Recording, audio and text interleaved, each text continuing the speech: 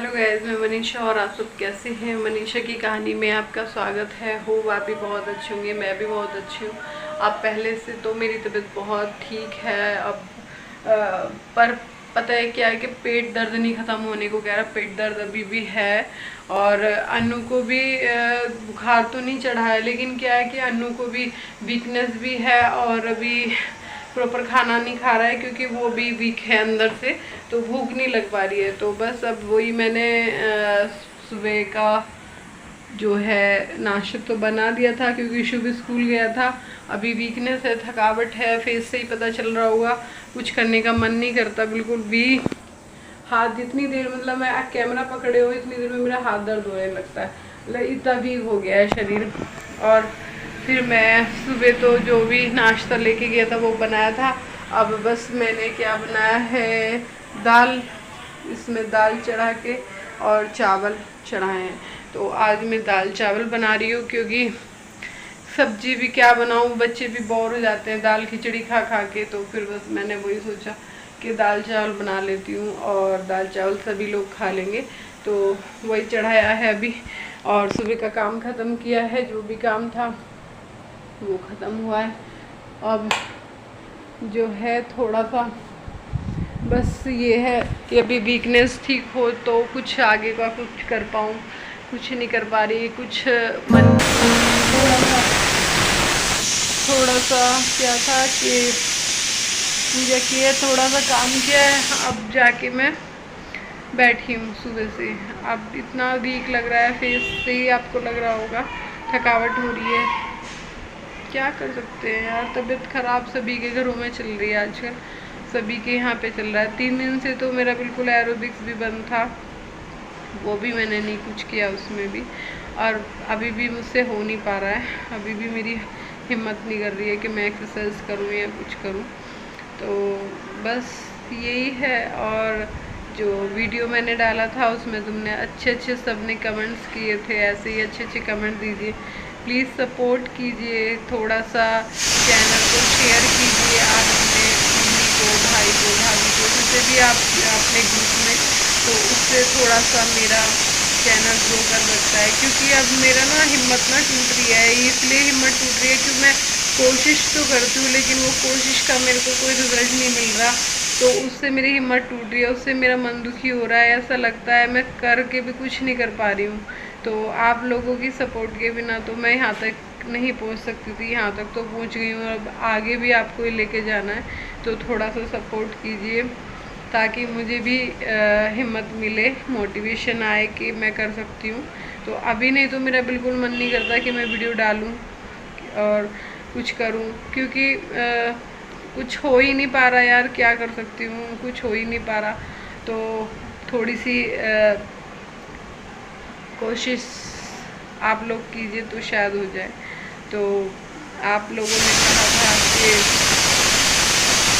आप बताना अपने घर के बारे में, तो मैंने उस वीडियो में बताया था।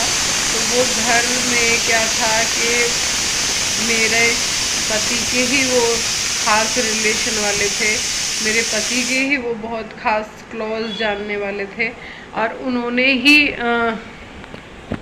उस टाइम पे मेरा माइंड वॉश किया था, और उन्होंने ही सोचा था कि मैं यहाँ से मकान उन्हें सेल कर दूँ और चली जाऊँ। तो लेकिन कहते हैं ना, जिसके साथ भगवान होते हैं वह, ये मिलिए मिस्टर गुप्ता से, हेलो।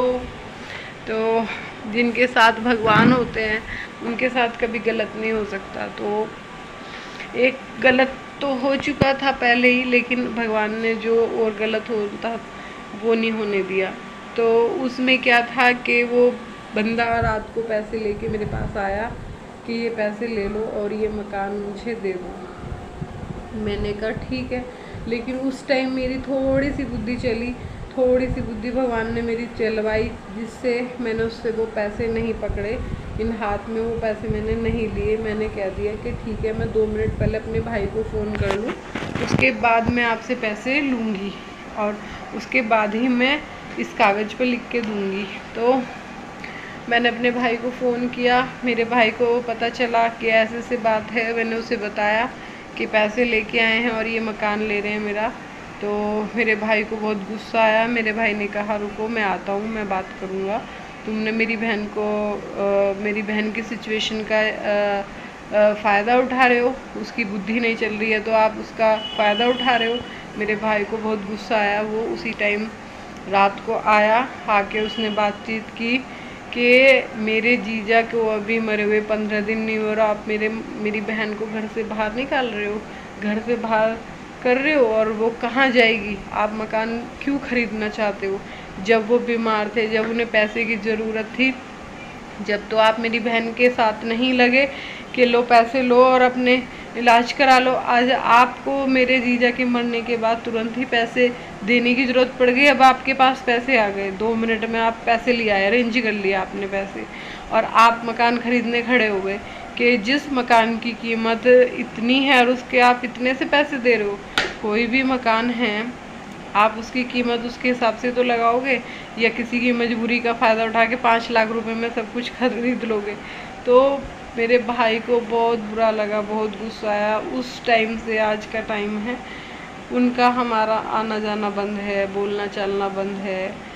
और मेरा अब मुझे समझ में आया कि वो उस बंदे ने मेरे साथ कितना गलत करना चाहा था, क्या सोचा था उसने। एक बार ये नहीं सोचा मैं कहाँ से लाऊंगी पैसे, मैं बच्चों को कैसे बच्चों को पालूंगी, कैसे खिलाऊंगी पिलाऊंगी, क्या करूंगी, कुछ सोचा नहीं उसने बस अपना फ़ायदा सोचा।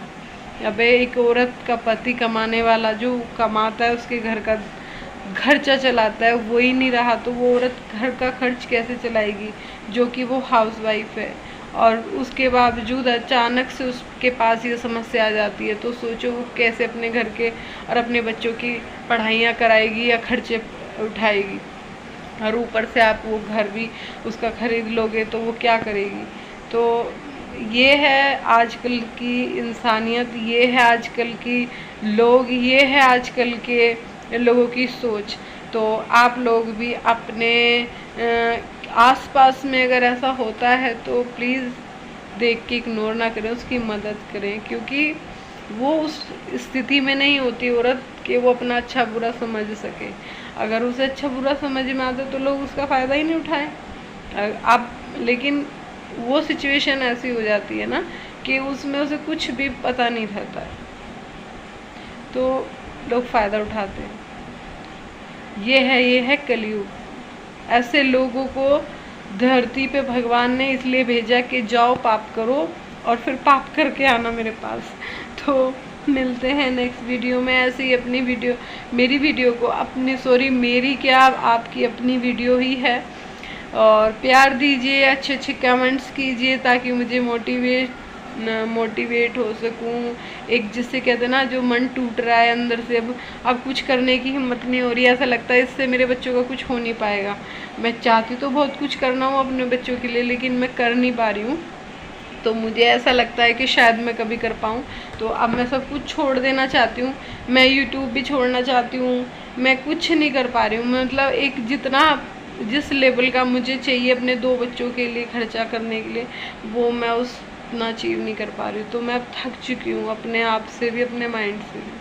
तो प्लीज़ सपोर्ट कीजिए, चैनल सब्सक्राइब, जो न्यू हैं वो सब्सक्राइब कीजिए, और नहीं तो शेयर कीजिए। मिलते हैं नेक्स्ट वीडियो के साथ, बाय।